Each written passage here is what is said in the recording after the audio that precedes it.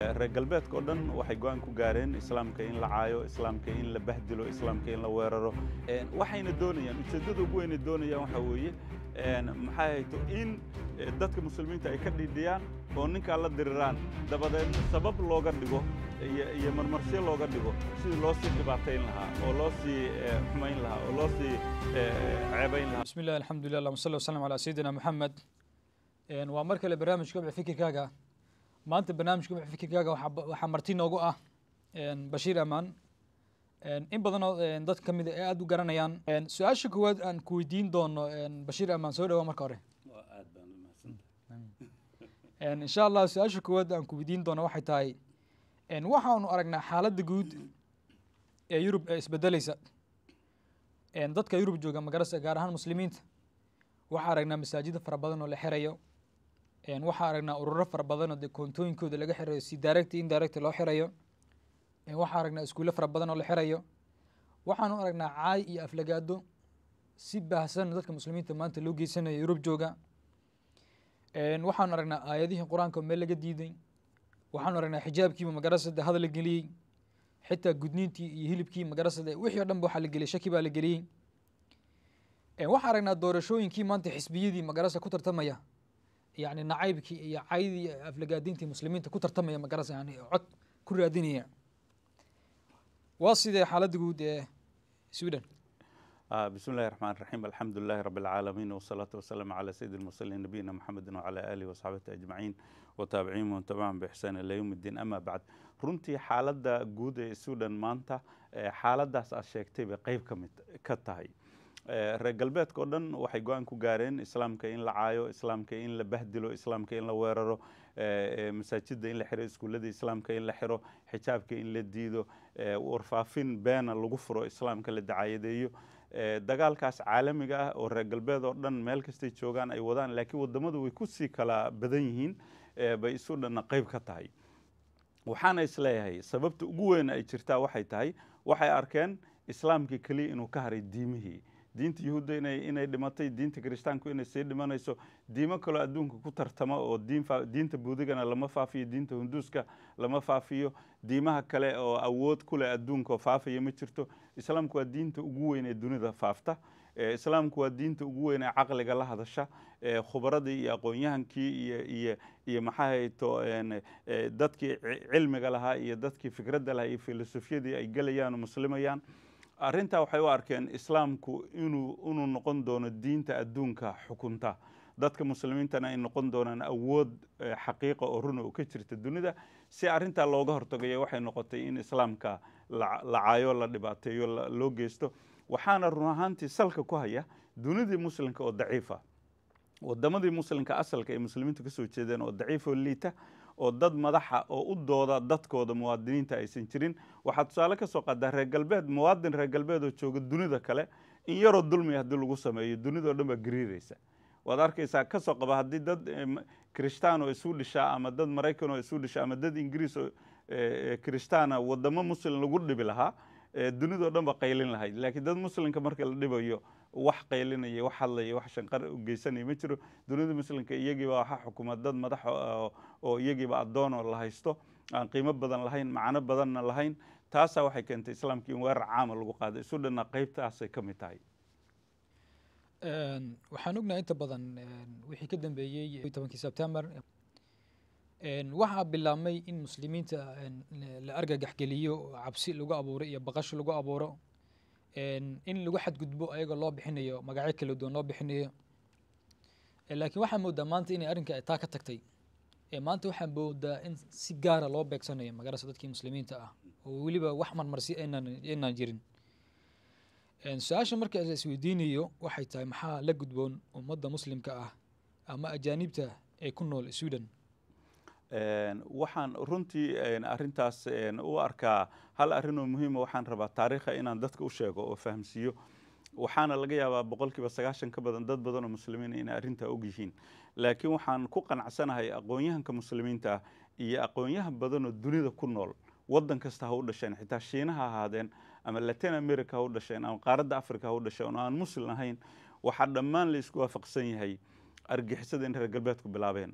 iyagoo ay aasaaseen, iyagoo ay askumeen, iyagoo ay sameeyeen, iyagoo ay dunida muslimka argagixiso ku fureen, ilaa maalinkan maantaana iyagoo ay wadaan, iyagoona ay dhibaateynayaan ummadaha, maxay tahay dunida muslimka baabi'inteeda iyo dadka muslimiinta baabi'intoodana loo sameeyey argagixisada macnaheeduba waxayna noqotay marmarsiyo loogu marmarsiyoodo muslimiinta, lagu laayo, dhulkooda lagu dumiyo, hantidooda lagu dhaco, xoolahooda lagu dhaco, diintooda lagu caayo, xoolahooda lagu boobo, dalalkoodana lagu qabsado. marka argagixisada aad maqlayso waa filin reer galbeedku alifeen, macnihiisuna uu yahay ummadaha dunida joogta in lagu dulmo, gaar ahaan dadka muslimiinta ah. ilaa maalinkan maantana iyaga ka baaci mushtara. reer galbeedka unbaa ku faa'iida, hal muslin oo ku faa'iiday dunida ma joogta argagixisanimo. wadamada muslimka oo dhan way ku khasaareen. qofka la dilayo waa muslin,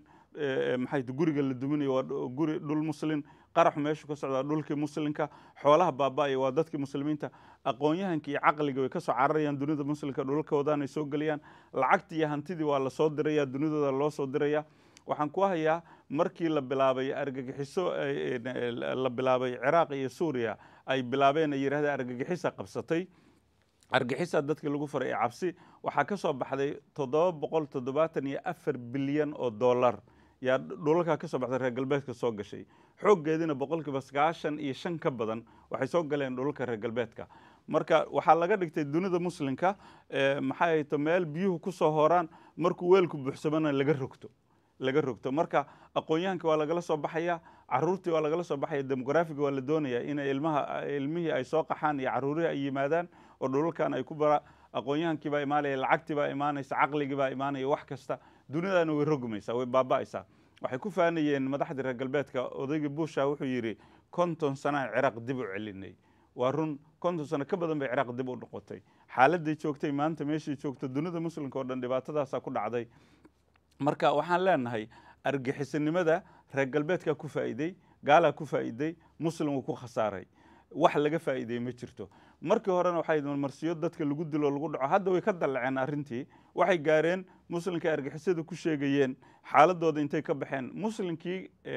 aysan argagixisada ku sheegayn iyo hadda weerarkii ku qaadeen. waagi hore marmarsiyo doon bay ahayd, laakiin hadda marmarsiyo way dhaaftay. hadda waxaa la xirayaa maxay tahay wadamada qaarkood masaajidadii dowladda ayaa la xirayaa. baris waxa ka socda hadda faransiiska, masaajidkii dowladda faransiiska ay samaysay isagii baa la xirayaa hadda. ay leeyihiin maxay ahayto ma doonaynaba muslimnimo ma doonayno. marka way dhammaatay sheekadii argagixisnimada. hadda waxa weye muslimo tahay yaa dhib ku socda. laakiin hal faa'iiday leedahay oo weyn, waxay faa'iido u leedahay dadkii muslimiinta inay baraarujisay, caqligii muslimka inay furtay, muslimiintii kala daadsanaa inay dib isu u caqliyeysteen, kooxihii diimeed ee muslimiinta jirjiray wixii inay iska soo dhammaanayaan, kooxii la oran jiray ikhwaan iyo salafi iyo jihaad iyo waxaasi filinka inuu iska dhammaanayo, oo hadda ay noqotay yaa ashahato muslim ma tahay, asalkii ha lagu noqdo kelimatu tawxiid iyo tawxiid alkelima, kelmaddii tawxiidkoo laa ilaha illa muxamed rasuulullah iyo midow la midoobo inay noqotay xalkii. arrin faa'iiday u noqotay, dhinaca kalena dhibaato weyn bay ku tahay muslimiinta. aad baa umahadsan tahay. waxaa jira inta badan meydii aanu ka maqlaa waayihii ugu dambeeyey, waxaa jira nin iska rawaalano danisha denmark ka yimaada. inta badanna dowladda sweden ayaa hadda beri dhaweed ilaa maalmihii dhaweed ba waxay siisay tilstone bay siisay, ogolaashay siisay. ogolaashahaas inuu ku gubi karayo inuu gubi karayo qur-aanka kariimka, kitaabka qur-aanka inuu gubi karayo. laakiin su-aasha isweydiinta mudan waxay tahay waayo uu ninkani u doonayaa ay dowladdii sweden ugu ogolaatay inuu xaafadihii muslimka u deganaa inuu ku gubo? waayo muu xaafadihiisii iyo meeshuu ka yimid muu ku gubo yani? waa su-aal aada u qiimo badan. arrintan oo kale waa arrimaha muhiimka oo dadka la doonaya in laga fekero, la yidhaahdo maxay ku dhacday, maxayse u timid. waxaan rabaa dhowr arrimood oo muhiima inaan sheego. dadka hunduuska ee waddanka sweden degan waa tiro aada u yar, dhowr kun baa lagu tilmaamaa. dadka buudiga ee degan waa tiro aada u yar. yuhuudda sweden diiwaan gashan ilaa 18 kun oo yuhuuda diiwaan gashan oo yidhaahda yuhuud baan nahay oo diinta yuhuudda aaminsan oo rumaysan. tiro ka badan way jiri karaan, laakiin inta isu ictiraafsan yuhuudnimada waa noocaas. waxaa degan diimo badan iyo dhaqamo badan waddankan aan joognay sweden. hal diin oo kitaabkeeda muqadaska la gubo ma jiro, hal diin oo la caayo ma jirto, hal diin oo lagu xadgudbaa ma jirto. weligaa ma maqlaysa kitaabkii yuhuudda la gubaya ama kitaabkii kirishtaanka la gubaya ama kitaabkii buudiga la gubaya ama kitaabkii hinduuska la gubaya ama kitaabkii siingaha la gubaya kulle asiikh baa la gubaya ama diin kaleba noloshaada maqli maysid waxa kaliya aad maqlaysaa kitaabkii qur'aanka ahaa ee kariimka ahaa ee muqadaska ahaa ee ilaahay samaawaadka ka soo diray ee waxyigii ugu dambeeyey risaaladii iyo fariintii ugu dambeysay ee ilaahay xaggii ka timid ee basharkao dhan aadanahoo dhan loogu talagalay yaa la gubayaa waa su-aal la yaab leh maxaa diimaha kale kutubtooda loo gubi waaye islaamka keliya loo gubayaa maxaa lagu xurmaynayaa diimaha kale oo aan islaamka lagu xurmaynayn maxaa looga cabsanayaa diimaha kale iyo dadkooda islaamka aan looga cabsanayn maxaa yeelay waxaa jira dowladahoodiina way ka dagaalamayaan mana ogola waddanka laftirkiisu uu ixtiraamaya diimaha kale iyo dadka kale laakiin ujeeddada waxay tahay bahdilidda muslimiinta xaqiraadda muslimiinta qiimo karidda muslimiinta oo la leeyahay diintununa qiimo kuma fadhido idinkuna qiimo kuma fadhidaan muwaadiniin xurmo leh ma ihidin muwaadiniin la qiimeynayo ma ihidin muwaadin bilaa qiimo a tahay noocaasoo bahdila oo la doonayo qofka wixii muqadaska ugu weynaa u qiimeynayo hortiisa lagu gubo uusan waxbadan ka qaban karayn waxa weeye waa bahdil nooca ugu dambeeya iyo xaqiraad nooca ugu dambeeya waxayna doonayaan ujeeddada ugu weynay doonayaan waxa weeye maxay hayto in dadka muslimiinta ay ka dhidhiyaan oo ninkaa la diriraan dabadeedna sabab looga dhigo iyo marmarsyo looga dhigo sidii loo sii dhibaatayn lahaa oo loo sii xumayn lahaa oo loo sii ceebayn lahaa oo loo sii dacayad beena laga faafin lahaa waxaa la yaab leh ninkaas waa nin waddanka denmark u dhashay arrintu waddanka Sweden ka samaynayo arrin sharciga Sweden ogol yahay ma aha hadda nin muwaadin oo Soomaaliyeed ama nin Maraykana inuu kitaab quraan Sweden ku gubo uma ay ogola sharcigu ma ogola sababta dib buu ku keenaya kharaj baana ku baxaya difaaciisa iyo amnigiisana waxaa ku baxaya maal aad u fara badan 8 milyan oo karoon baa ku baxday magaalooyinka ka mid qaarna waxay ilaa 40 milyan baa ku baxaysa in amnigiisa la ilaaliyo oo loo saamaxo inuu kitaabka quraanka gubo lagana ilaaliyo dadkii ka dhidhii lahaa iska celin lahaa marka sharcigu ma ogola waxa la yaab kale aan ku sheegaya waxay tahay ninkaas waxa la siiyay dhalasho isu dhisha muwaadin isu dhisha looga reeso kitaabka quraanka u gubo يعني wax aad la yaab u leh aad mucjiso u leh su'aasha in Swediinana maxay tahay maxay ka faa'iideysaa dawladda Sweden maxay tahay xigmadda ku jirta dawladda Sweden ay ninka u leedahay ordo u tag quraankii gub su'aal kale oo la yaab leh waxay tahay hadduu xafadihiisa ku gubto deegaanada ay degan yihiin dadka gaalada aan muslimka ahayn xaafad hadduu magaalada Stockholm hadda imaanaya xaafadda Östermalm hadduu dad muslimiin oo badan ma degana magaalada centerkeeda dadkoo dhan bay ka dhaxaysaa meeshu doona ha dego laakiin xaafadii kaliya muslimku deganaayeen in la yiraahdo tag waliba masaajidka hortiisa ku gub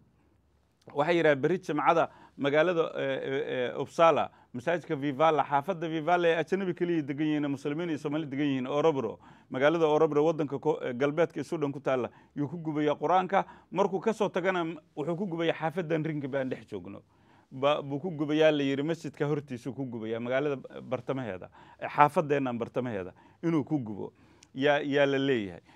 maxay to muddo hore wuxuu rabay inuu sida u gubo waxa loo geenayay marka xaafadaha muslimiinta iyo masaajidada hortooda kitaabka quraanka ugu gublay oo ciidankii dalka iyo dawladda Sweden oo waardiyo difaacaysa ay u hor imaanayso maxay ta xigmadda ku jirta dhaqaalaha ku baxaya maxay ta xigmadda ku jirta maxaa laga faa'iidayaa muslimiinta in la daandaansado inta la daandaansado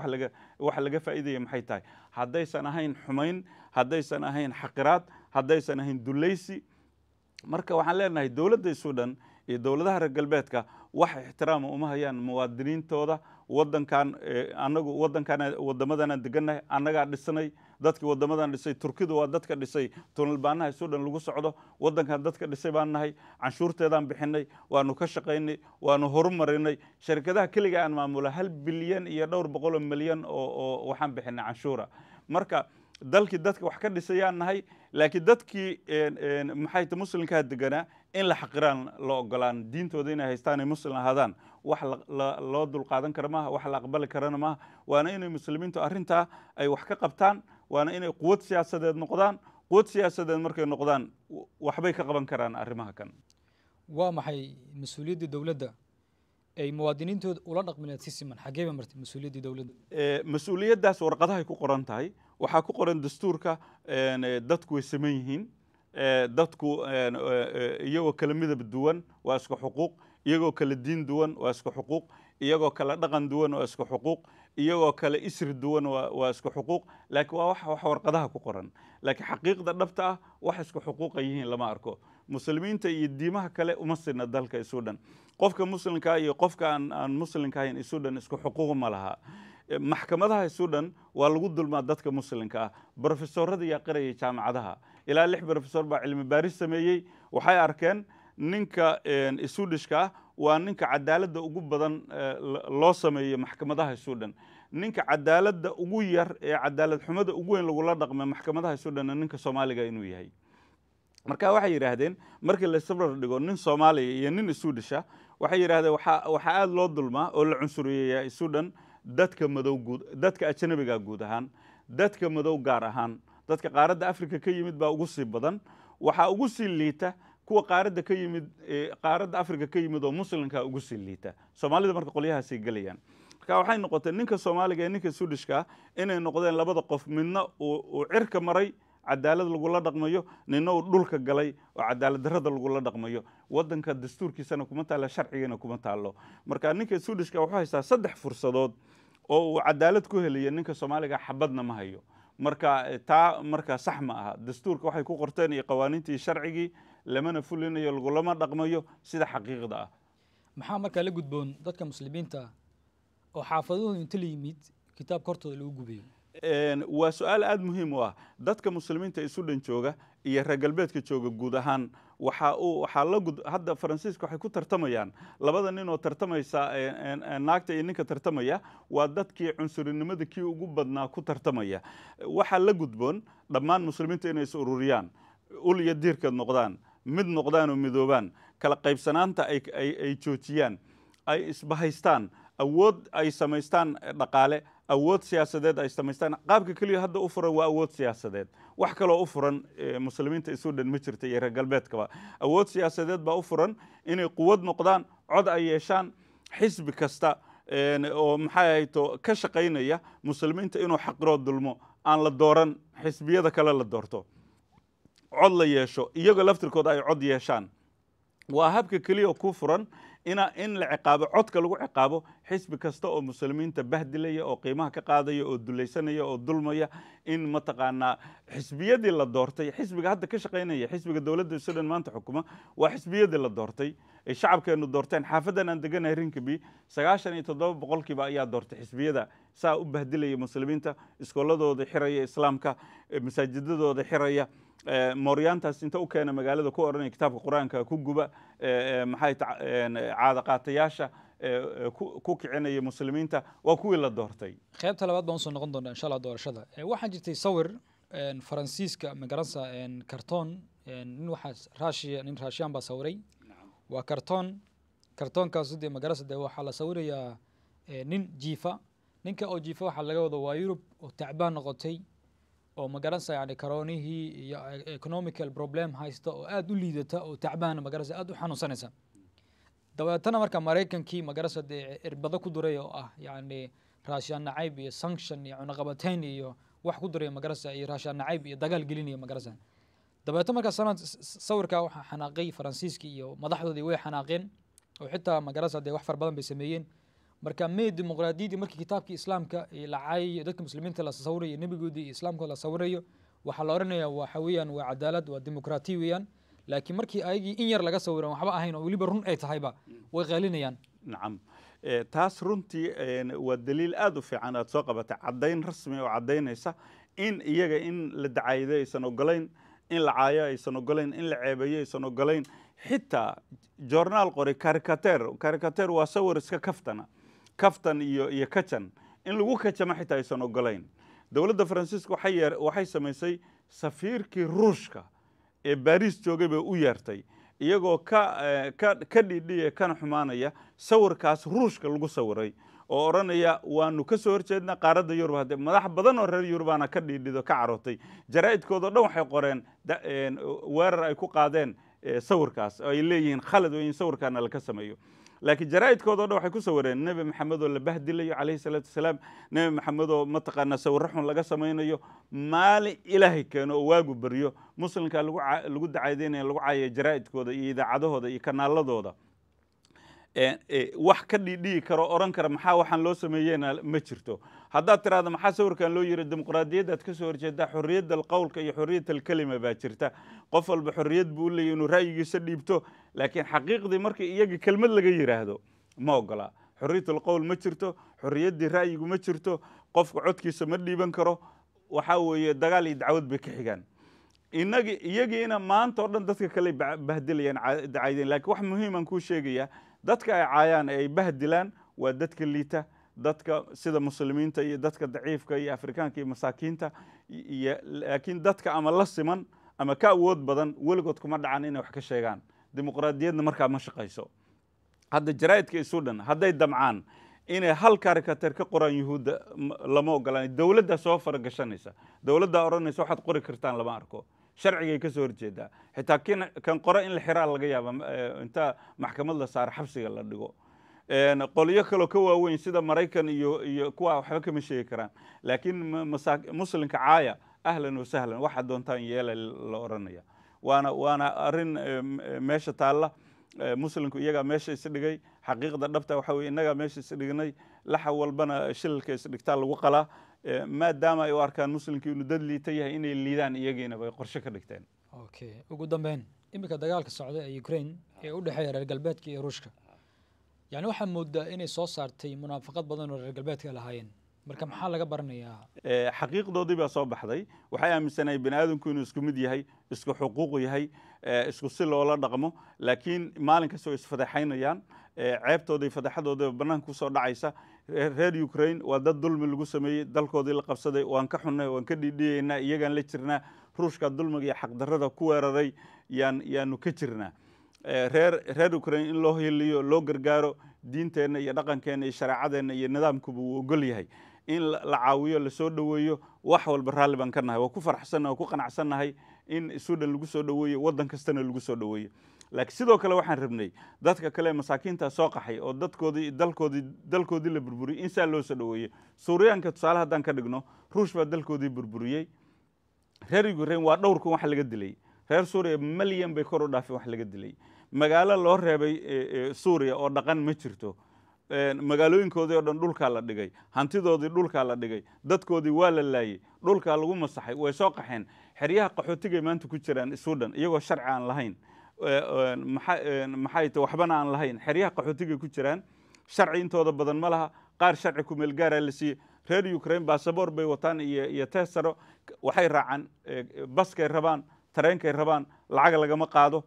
guryaha la siiyay waa la dejiyay waxaad arkaysaa film baad ka arkaysaa kanaalka iyagoo ku taala saf ku jira migrationkii Suudaan idaacadda Suudaan ugu weyn oo dawladda waxay leedahay